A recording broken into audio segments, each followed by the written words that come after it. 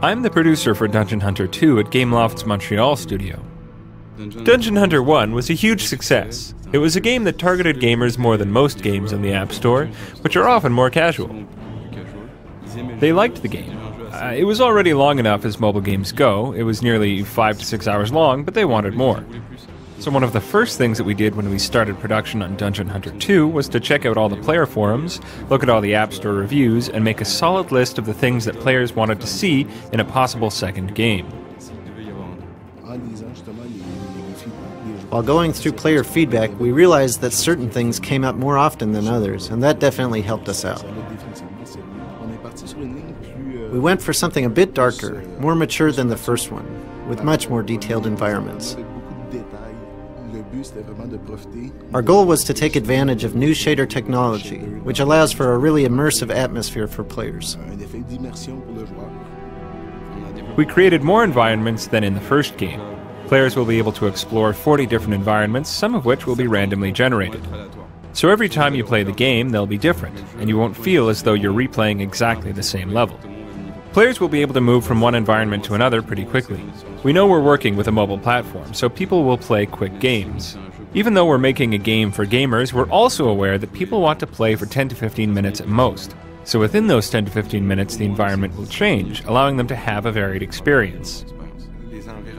The levels, in and of themselves, are bigger than in the first game. Before, there was a world map, and players went from one place to the next. Now, you can really wander around, in 3 dimensions, from one end of the world to the other, making for a more open and immersive experience. We pick up where we left off in the Dungeon Hunter world. The king now has 2 children, one of whom is controlled by the player, while the other one is both his brother and his opponent, as he aligns himself with the cultists and starts to plunge Gothicus into chaos.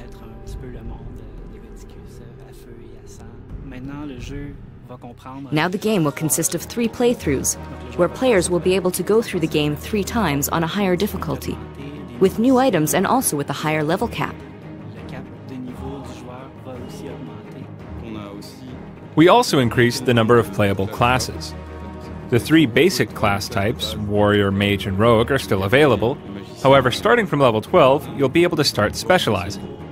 This will yet again provide a varied experience for gamers, allowing them to play the game several times with different classes without feeling as though they are playing quite the same game. The biggest request that players had was to be able to play the game with their friends in multiplayer mode.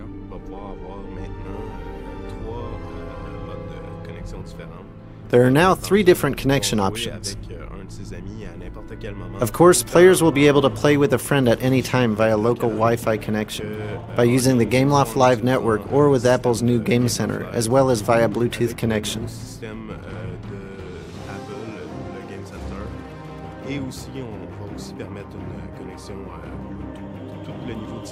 The difficulty level of the game increases depending on the number of players in the game.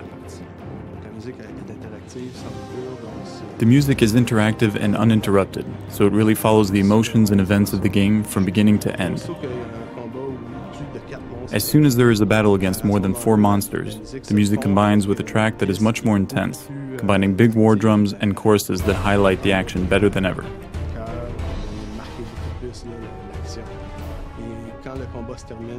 When the battle is over, the music slowly softens and returns to a more ambient state. We think that in terms of audio, there has never been anything like this on the iPhone. Everything that we have implemented from the start will revolutionize video games for the iPhone. We really did it for the players. We conceived it with the players in mind and based it on what they wanted to see, sharing a multiplayer experience with their friends and enjoying a longer, more varied experience. We did all this for them. So we hope that they'll be happy with it, and we look forward to playing multiplayer with them.